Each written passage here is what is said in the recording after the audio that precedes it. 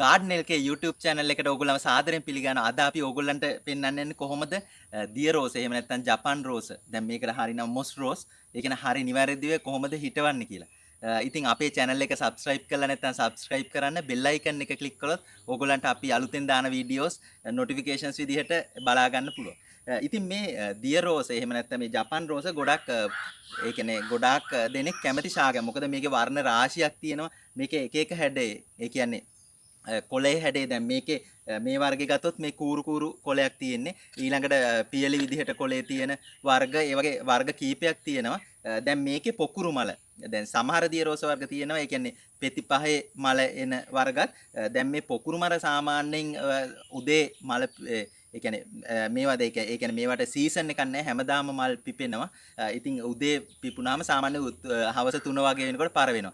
අර දැන් පෙති පහේ මල ඊට වඩා වැඩි වේලාවක් මල තියෙනවා. ඊට අමතරව දැන් මේකට දිලීර රෝග ඒ වගේ රෝග හින්දා ඉක්මනට මේක මැරෙන්න බලනවා. ඉතින් අර අපි නිවැරදිව මේක පැල කරොත් ඒ වගේ කිසිම හානියක් නැතුව ලස්සන්ට ඒ කියන්නේ හොඳ කලර්ෆුල් ගාඩන් එකක් ඕගොල්ලන්ට හදා ගන්න පුළුවන්.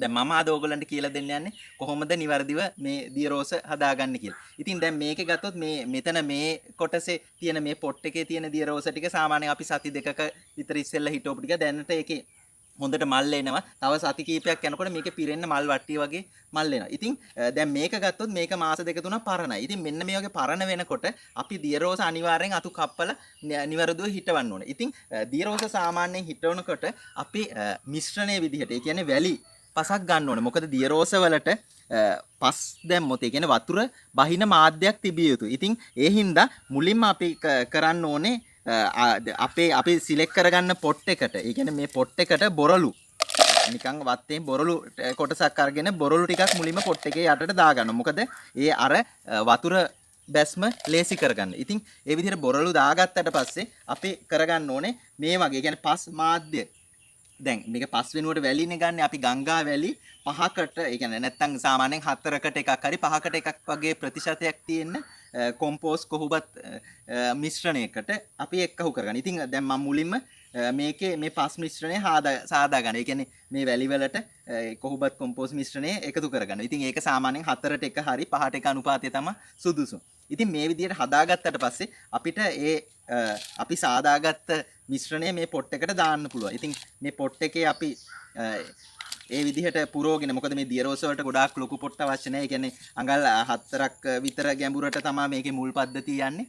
ඉතින් මේ විදිහට පස් මිශ්‍රණය සාදාගෙන අපි මේ වගේ දැන් අලුතෙන් අපි සිටව ගන්න ඕනනම් අපිට අතින් මෙහෙම කඩා ගන්නත් පුළුවන්. නැත්නම් මෙහෙම කතුරකින් කපලා ගන්නත් පුළුවන්. එහෙම නැත්නම් මෙහෙම අතින් හරි කඩලා මේ නටු මොකද මේවට රූටෝන් හෝමෝන් ඒ කිසි දෙයක් අවශ්‍ය නැහැ. ලේසියෙන් පැලවෙන. ඉතින් සාමාන්‍යයෙන් අඟල් 3 විතර ප්‍රමාණවලට මෙහෙම අපි ඒ කියන්නේ නිරෝගී අතු රිකිලි කඩා ගන්නවා. ඉතින් මේ විදිහට අපි ඕනනම් කලර්ස් අපිට මික්ස් කරලා හරි නැත්නම් තනි පාටෙන් හරි එහෙම අතු රිකිලි කීපයක් කඩාගෙන ඒ ටික තමයි මේ පස් මාධ්‍ය කියන්නේ එහෙම නැත්නම් අපි මේ වැලි මිශ්‍රණේ පැල කරන්නේ. ඉතින් මේ විදිහට අපි කඩාගෙන දැන් අපි මේක මෙහෙම දැන් ඇඟිල්ලෙන් හරි මේ වගේ සිදුරු සාදාගෙන අපිට පුළුවන් මේ විදිහට පැල කරන්න. ඉතින් ඕගොල්ලෝ ළඟ පැල කළොත් ඉක්මනට ඒ කියන්නේ ගොඩක් ඉක්මනට පඳුර ගන්න පුළුවන්. දැන් මේ විදිහට ඕගොල්ලන්ට පැල කරගන්න තියෙන. ඒ කියන්නේ ඇඟිල්ලෙන් හරි කෝටු කැබල්ලකින් ඕගොල්ලන්ට සිදුරු හදා ගන්න පුළුවන්. මොකද මේක වැලි මිශ්‍රණයක් හින්දා කියන සිදුරු සදා ගැනීම වුණොත් එච්චර අපහසු නෑ. ඉතින් මෙන්න මේ විදිහට තමයි පැල කරන්නේ. දැන් මේක පැල කරාට පස්සේ අපි මේකට ජල සම්පාදනය කරන්න ඕනේ. ඒ කියන්නේ දිනකට දෙපාරක් විතර මේ විදිහට වතුර පොඩ්ඩක් අපි දාන්න ඕනේ මේ දිය රෝස වලට. ගොඩම්ම ඒ කියන්නේ ගොඩම්ම වැහි කාලෙක මොනවා හරි අපි දුටුව දිලීර හානිය අපිට යම් දිලීරනාශකයක් දාන්න පුළුවන්. දැන් මේවට පෝර දාද්දි අපිට ස්ප්‍රේ කරන්න. ඒ කියන්නේ කොළ වලට ස්ප්‍රේ කරන පෝර වර්ගයක් දියර පෝරක් භාවිතා කරන්නත් පුළුවන්. එහෙම දියර පෝර දානවා නම් සතියට සැරයක් වගේ දාන්න ඕනේ. අපි නැත්තම් ඇට පෝර ඒ කියන්නේ නිල් කැට කොළ කැට ඔය එක එක බ්‍රෑන්ඩ් නේම් වලින් තියෙන ඒ කිසිම ඒ වර්ගයක් අපි භාවිතා කරනවා නම් අපිට සාමාන්‍යයෙන් තේ හැන්දක වගේ ප්‍රමාණයක් මේ වගේ පොට් එකකට භාවිතා කරන්න පුළුවන්. ඉතින් එහෙම කරනවා නම් සති දෙකකට ප්‍රමාණයක් දැම්මත් ඒක සෑහීමකටපත් වෙනවා. අනිත් එක තමයි වැදගත්ම කරුණ. දැන් අපි මෙහෙම පැල කරගත්තට පස්සේ මේක ඒ කියන්නේ සාමාන්‍ය දවස් 2-3ක් යනකම් මද හේවන ඒ කියන්නේ ඩිරෙක්ට් සන්ලයිට් නැතුව සාමාන්‍ය හේවනේ තමයි මේක තියන්න ඕනේ.